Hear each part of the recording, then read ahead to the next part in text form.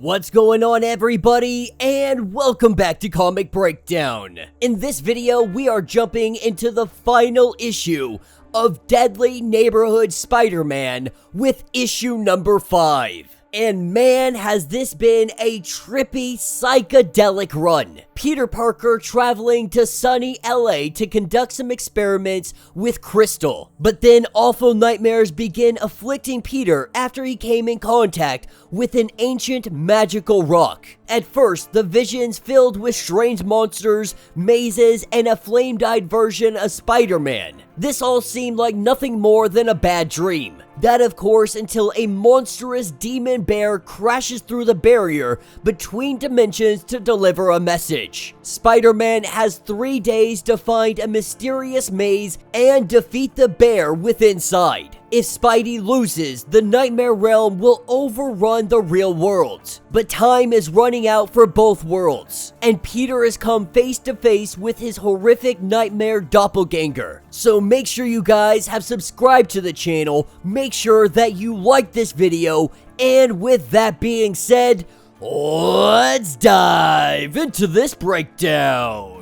Alright gang, so we are jumping right into the fray, and Peter Parker finds himself face to face with this evil dream version Spider-Man. This ancient monstrosity, it immediately attacks Peter Parker, driving one of its legs right through the chest of Peter, and it picks him up. It introduces Peter to himself, trying to let Peter know that this is the real you, this is the real me. What Peter is seeing is a version of himself that he could be. That if he chose to be this way, this is what he could be. He could be this monstrosity. Peter ripping away its face, that's when he says that it is time to go. He puts his hand onto this monstrosity's face, and we see it turn to stone. With that, there is a giant explosion, and with that explosion, the spider is gone, but then we see rocks starting to move in the air. They start to levitate. They circle around Crystal, webbing coming up from the ground, grabbing hold of her. We see that she has transformed into Dream Spider. With this transformation, she goes to figure out what is happening.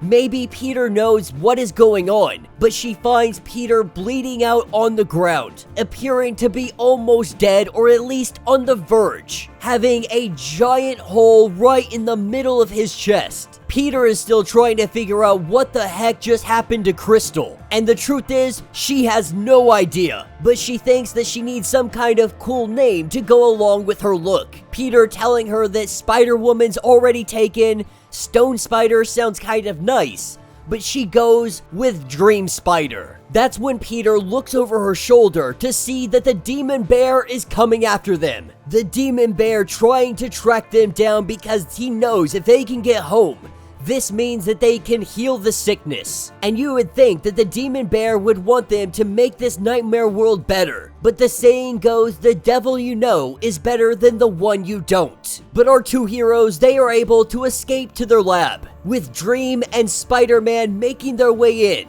They quickly get to work, Spider-Man adding the rest of the nodes that they need. He's trying to redirect the frequency to give the timing and tuning needed before when it hits the water. Once it activates, the frequency will use the water as a conduit. It'll travel back into the dream world and it'll wash away all our nightmares. And so they work with a quickness, the demon bear slowly beginning to come through. They get all the nodes hooked up, and they will activate the frequency once the demon bear has been pulled back through. Spider-Man, using his webbing, he begins to grab hold of the demon bear. He begins to try and pull it back to where it belongs. With Spider-Man using everything he can, he pulls that bear. She activates the device, and it all gets washed away. This is where we see that Peter Parker, he has landed in the center of that maze. He has defeated the demon bear as prophesized. And so Peter returns home. Returning home, he finds Crystal waiting by the water for him. It turns out that they weren't building a machine to heal their world. They were building one to help a world beyond their perception.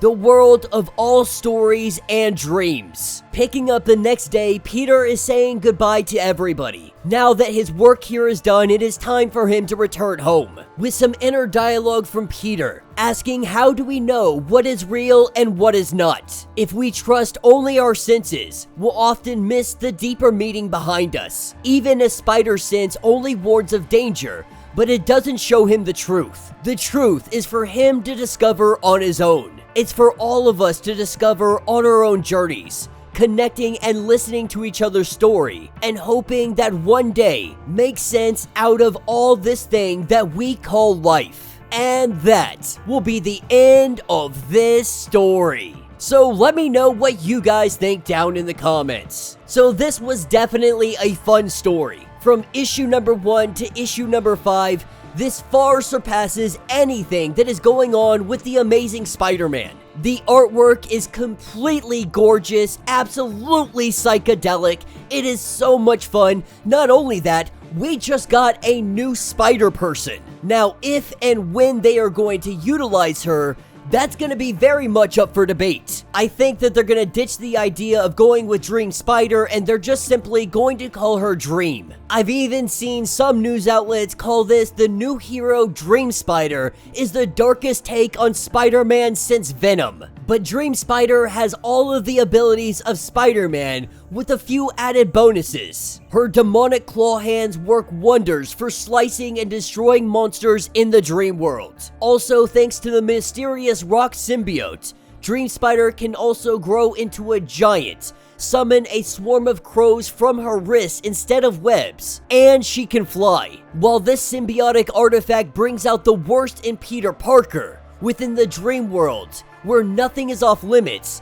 Spider-Man feels the chains are finally off and no authority figure can really hold true power, or at least hold back his true power. But Crystal is there to remind Peter of his heroic nature, and she knows the value of self-control in the dream world. This is why she never succumbed to the bloodlust and rage. Regardless, she has a bright future ahead of her. I am very interested in seeing what they are going to do with this character and how she will be utilized in the greater 616 landscape. But let me know your thoughts. Let me know your theories. If you would like to get completely caught up on everything that happened with your deadly neighborhood Spider-Man, go ahead, check out the link in my description as well as the top of this video.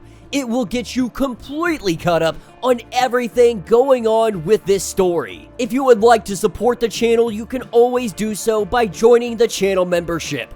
Much like Patreon, having 5 different tiers, from $1 to $50. From loyalty badges to getting comics every single month.